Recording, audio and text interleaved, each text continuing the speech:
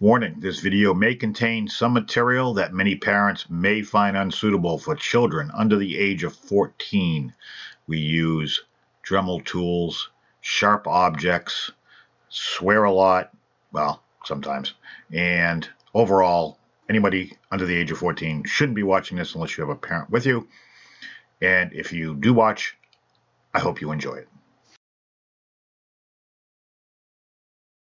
Hey, this is Keith from Outlaw Speed Shop, and here's a recap. This is part 2 of a post-apocalyptic Cadillac slash truck slash way too fast slash whatever I want. So anyways, in part 1, if you missed it, I took 3 vehicles, a Jada truck, a Hot Wheels Caddy, and a Hot Wheels Way Too Fast, and I incorporated all 3 together into one post-apocalyptic vehicle. I went a little crazy on the paint. I'm kind of going a different direction on this one than I normally do. I went with a copper paint and a metal flake, clear coated it, and I wanted a nice shiny surface. So the rest of it will be kind of wastelanded out, but I wanted something a little bit different. I wanted a fresh out of the shop type vehicle, and that's kind of what I ended up with. So if you like what you see, make sure you subscribe, and as always, ring the bell to get notified of all future videos.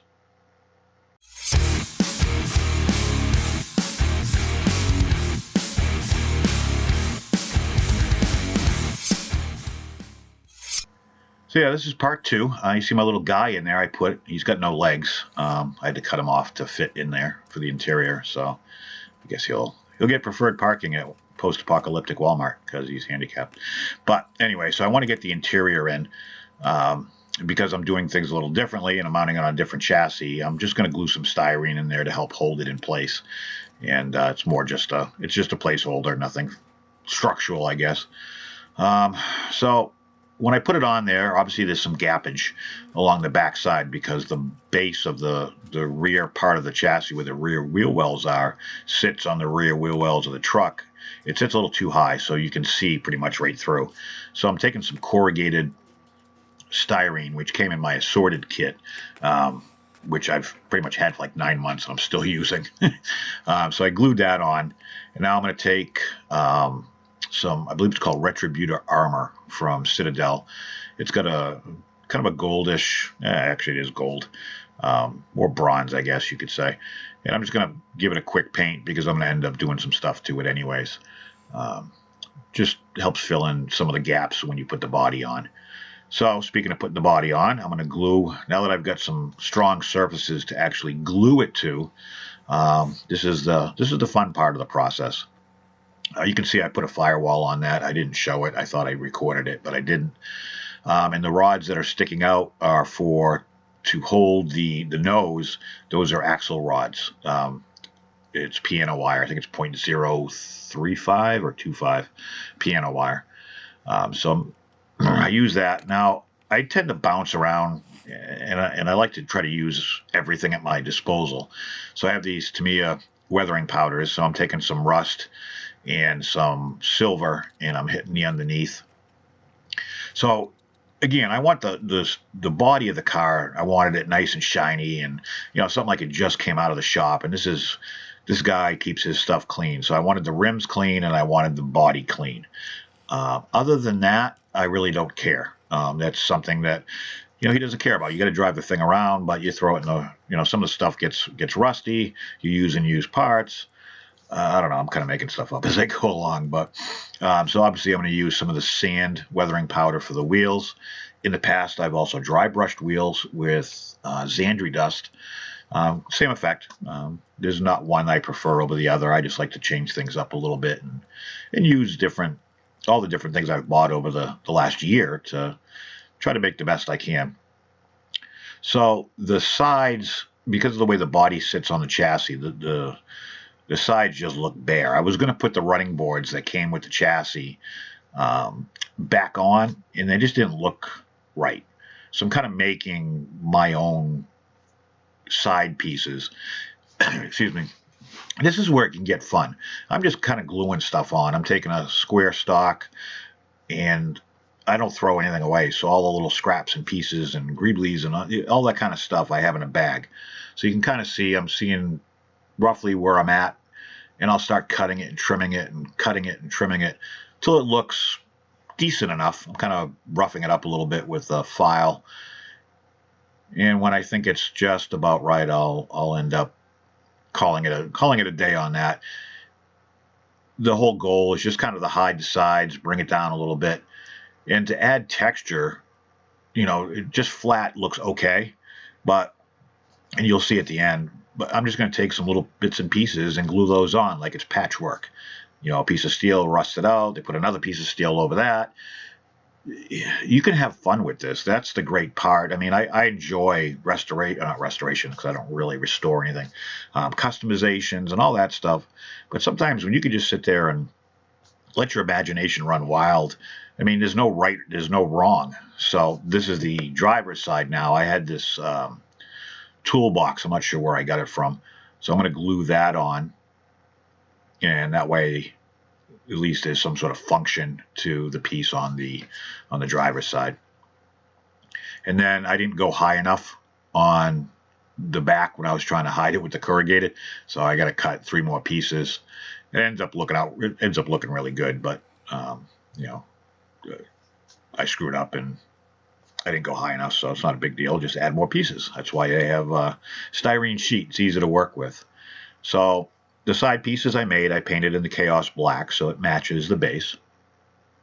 So all the 2 sides and then the 3 back pieces that are going to fill the gaps. Same thing, all Chaos Black. Just easier, it matches. I'm going to weather it and add some stuff to them anyways, but I like to have a solid color to work with. So that's what I'm doing here, is just gluing the little bits and bobs on there. And then I'll go back and I'll touch up all the little paint pieces and add whatever I need to. But it's a good starting point. And I'm pretty liberal with the glue. Again, there's no right or wrong way to do this. And it's all personal taste. A lot of people are going to look at this and say, why the hell did you bother even wastelanding it out if you're going to keep it all shiny? It's because I want to, and it's my channel. But I'm adding a skull to the front, which I try to do on most of my Wasteland customs. That's from the Citadel kit.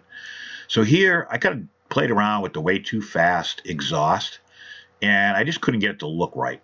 So I'm taking some 1/16 tubing, and it's styrene, and I'm just cutting pieces. I'm trying to bend it all the same. And again, I'm not trying to make it perfect, because in a post-apocalyptic type world, you use what you have. So they're not supposed to be even. They're not supposed to all be identical.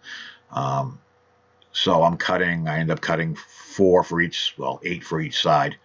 And I glued them together, and then I painted them silver or metal cast. And then I'm just going to glue them on the engine itself. And because of the way the base is, it's got a nice solid surface where I can actually 2 surfaces to glue to. So right now I have an Orc Boys 40K kit, and there was a blaster that was attached to the arm. So I cut the arm off and cut a lot of limbs off in this one. So I painted it black, and now I'm adding some gold for the bullets. I'm going to add a little bit of red detail, and this is going to get mounted right to the side. So I got to at least have 1 weapon on this thing. And yeah, I did paint the both sides, and I am going to glue this to a freshly painted, clear-coated vehicle. And with the other reason I did my exhaust this way, where it kind of goes out a little further than maybe it should, was for clearance, so that when I put the gun on, it would be able to shoot and not hit the headers. So there was a method to my madness, right or wrong or indifferent. And I'm going to touch up, do the headlights, tail lights, marker lights, all that kind of stuff. I do a null oil wash on the grill, stuff like that, the engine, the headers. Give it a little bit of a grunge look to it. So it's starting to come together. The one thing it's missing is something for the front. And here's where some people I might lose some people. So I have this box of like plastic toys that I have no idea where it came from. So I found this bulldozer or whatever the hell it is, Bobcat, and it had a bucket on the front. And I went with this intentionally because the bucket is absurdly big, which it would be if it came off a front end loader or a bulldozer to scale, it was what I wanted. So I'm going to end up mounting that to the nose, and that's going to be my, what I want to call a cattle catcher, or it's multifunction, let's call it that. So I end up drilling out the rivets.